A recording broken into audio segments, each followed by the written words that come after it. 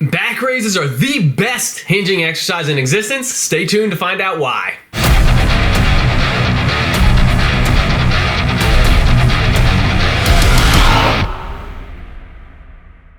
What's up guys, Enkiri here, and I am looking pretty darn fresh in my white tee. Now last week I talked about the back raise or hyperextension, my favorite posterior chain exercise, and I discussed some of the different ways of loading that movement and the unique benefits that are available from each different means of loading it. Now furthering that discussion a little bit, today I want to discuss the exercise just one more time. I promise this will be the last time. We'll move on after this video, at least for a little while, but there's an important point that I want to touch on here when it comes to posterior chain training and this movement, the hyperextension or back raise specifically, and why I believe that it is so great compared to the other classic hinging exercises. Now, when I talk about hinging exercises, I am referring to movements where the sole focus is on bending at the hips with minimal contribution from the knees. So generally speaking, the knees are going to be unlocked slightly at the start of the movement, and then the goal from there is to keep the degree of knee flexion constant, exactly the same throughout the rep as the degree of hip flexion progresses until eventually the torso is bent all the way forward and is somewhere in the neighborhood of parallel with the floor or beyond. This is going to include movements like RDLs, good mornings, stiff leg deadlifts, and hyperextensions, aka back raises. And all of these movements give you the opportunity to place the glutes and hamstrings under a massive loaded eccentric stretch and achieve a super contraction of those muscles as you rise back up following that loaded eccentric phase, while also allowing for the lower back traps and other muscles in the back to work very hard as well. And as such, these exercises create a super potent strength and hypertrophy stimulus on the often neglected back side of the body. Now, all of these different movements achieve slightly different things, and each one of them comes with their own set of positives and their own negatives as well. But in general, the concept at play here is going to be the same across the board, right? We're focusing on that eccentric phase, that loaded stretch position for the hamstrings, stretching the hamstrings and the glutes under load into a very deep stretch position, and then reversing course and powerfully extending. But what happens with things like stiff leg deadlifts and good mornings and RDLs though, is that quality often goes out the window very, very quickly once the weight starts to get heavy or once fatigue starts to set in towards the end of a tough set, right? RDLs often basically just turn into floating conventional deadlifts for a lot of people. The knees start to bend more and more, and you're not really hinging anymore. Now you're just kind of doing a deadlift where you're not touching the floor. Or some people start to shortchange the range of motion as well. Another problem that happens a lot with good mornings, once you get a little bit of weight on the bar, people are just either doing a power curtsy, or it often turns into kind of an ugly quarter squat where the knees are really starting to bend a lot as well.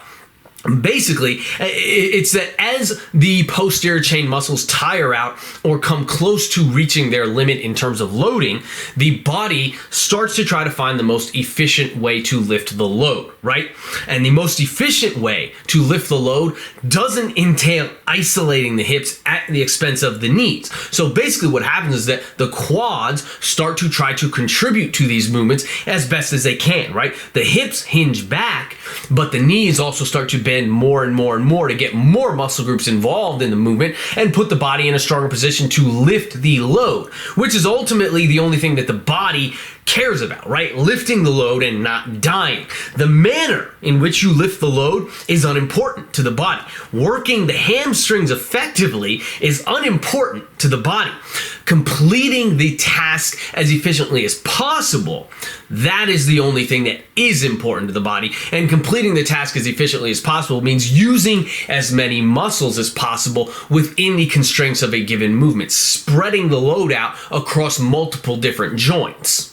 And so this is where the hyperextension differs vastly in an important way from the other classic hinging exercises that I've talked about, because there is a particular constraint introduced in the hyperextension that doesn't exist in these other hinges, and that constraint is the pad that your pelvis rests upon during the movement. Now, this pad locks the pelvis in place and effectively removes the knees from the exercise entirely.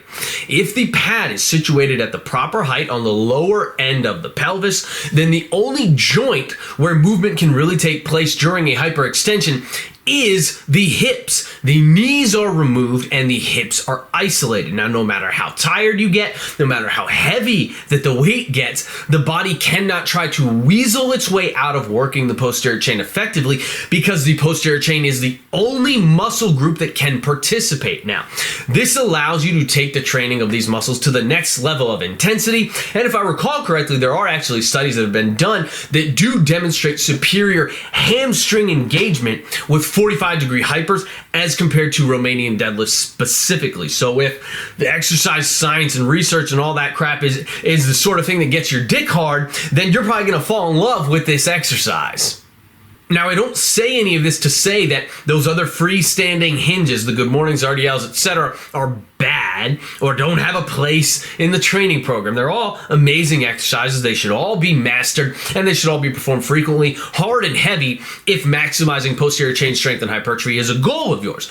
But I'm really just pointing out that the hyperextension, the back raise, is kind of its own special breed of movement. Even as far as hinges and focused posterior chain training go, it's actually very unique, right? The movement carries unique benefits, but for some reason, it is still highly underrated. I keep mentioning how awesome it is, but it's highly underrated. It doesn't really, in my opinion, get the respect that it deserves from the hardcore gym crowd. So if you want to take your glute and hamstring strength to the next level, then incorporating the hyperextension in a focused and intense fashion is going to be a very great way to help you get there. And a big part of the reason for that is because of that pad, because of that unique distinction that really allows you to hone in and focus on the hamstrings, no matter how tired that you get during a set, or no matter how heavy that the weight ends up getting either. Anyway, I hope you guys enjoyed the video and found it informative. If you did find it helpful, please be sure to share it around and spread the good word. Remember to smash the like button before you go. Leave us a love in the comments down below, and check out EnkiriEliteFitness.com for online coaching and training programs. As always, keep training hard. I will catch you guys next time.